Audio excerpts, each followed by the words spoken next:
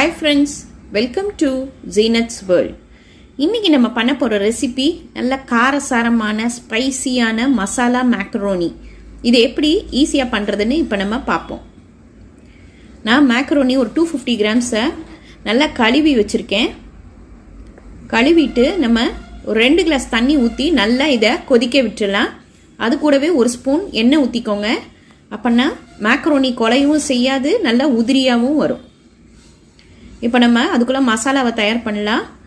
நான் அடுப்பில் பேனில் 2 ஸ்பூன் ஆயில் ஊற்றிருக்கேன். ஆயில் நல்லா காயட்டும்.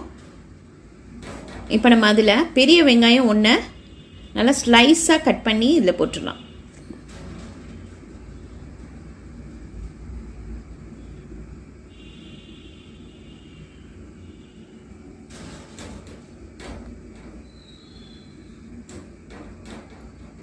இப்போ அது கூடவே நம்ம கருவேப்பிலை கொஞ்சம் போட்டுக்கலாம்.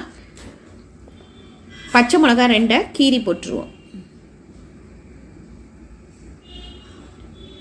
இப்போ இதை நம்ம லேசாக ஃப்ரை பண்ணுவோம். இப்போ லேசாக ஃப்ரை ஆக ஆரம்பிச்சிருச்சு. நம்ம அதில் உப்பு தேவையான அளவு போட்டுக்கலாம்.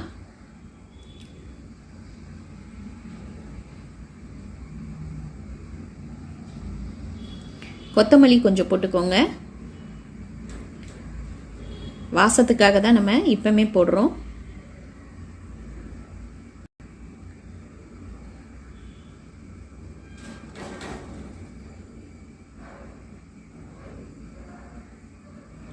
பெரிய தக்காளி 1 இந்த மாதிரி ஸ்லைஸாக கட் பண்ணி போட்டுருங்க. தக்காளியும் சேர்ந்து நல்லா வதங்கட்டும். இப்போ அதுக்குள்ளே இங்கே மேக்ரோனி நல்லா கொதிச்சிருச்சு, நல்லா பாயில் ஆயிடுச்சு, வேறு நல்லா வெந்துருச்சு. நம்ம இப்போ அடுப்பை ஆஃப் பண்ணிவிட்டு தண்ணியை ஃபுல்லாக ஸ்ட்ரெயின் பண்ணி எடுத்துடலாம். தக்காளி நல்லா வதங்க ஆரம்பிச்சிருச்சு. மேக்ரோனியை தண்ணியோடு வச்சிடாதீங்க, அந்த தண்ணியை இருத்துட்டு வெளியே வச்சுருங்க, ஆறட்டும். இப்போ நம்ம இங்கே இஞ்சி பூண்டு பேஸ்ட்டு 1 ஸ்பூன் போட்டாச்சு.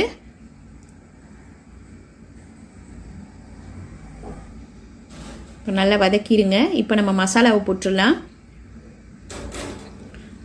1 ஸ்பூன் மிளகாய் தூள், 1/2 ஸ்பூன் மஞ்சத்தூள், 1 ஸ்பூன் கரம் மசாலா. அவ்வளோதான். நம்ம வேறு எந்த மசாலாவும் போட போகிறது இல்லை. இந்த மசாலாவே நல்ல ஸ்பைசியாக இருக்கும்.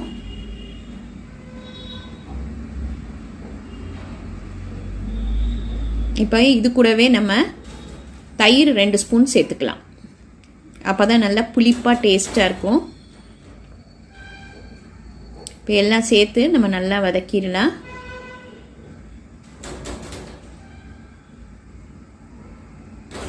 அடுப்பை சிம்மில் வச்சுக்கோங்க. இப்போ நம்ம மேக்ரோனியை தண்ணி இல்லாமல் நல்லா ஃபுல்லாக எடுத்தாச்சு. மேக்ரோனி நல்லா வெந்துருச்சு பாருங்கள், நல்லா உதிரியாகவும் இருக்குது. இப்போ நம்ம அதை இந்த கடாயில் போட்டுடலாம். இப்போ எல்லாம் ஒன்று சேர நல்லா கிளறி விட்டுட்டு அடுப்பை சிம்லேயே வச்சுக்கோங்க. மசாலா அந்த மேக்ரோனியில் நல்லா சேரணும். அவ்வளோதான் பாருங்கள், நல்லா வதக்கியாச்சு. மசாலாவும் மேக்ரோனியும் நல்லா ஒன்று சேர்ந்துருச்சு. ரொம்ப ட்ரையாக இருந்தால் ஒரு 1/2 கிளாஸ் தண்ணி ஊற்றிக்கோங்க. பசங்களுக்கெல்லாம் இது ரொம்ப பிடிக்கும். மார்னிங் பிரேக்ஃபாஸ்ட்டுக்கு சூப்பராக இருக்கும். அவ்வளோதான், நம்மளோட ஸ்பைசியான மசாலா மேக்ரோனி ரெடி ஆயிடுச்சு.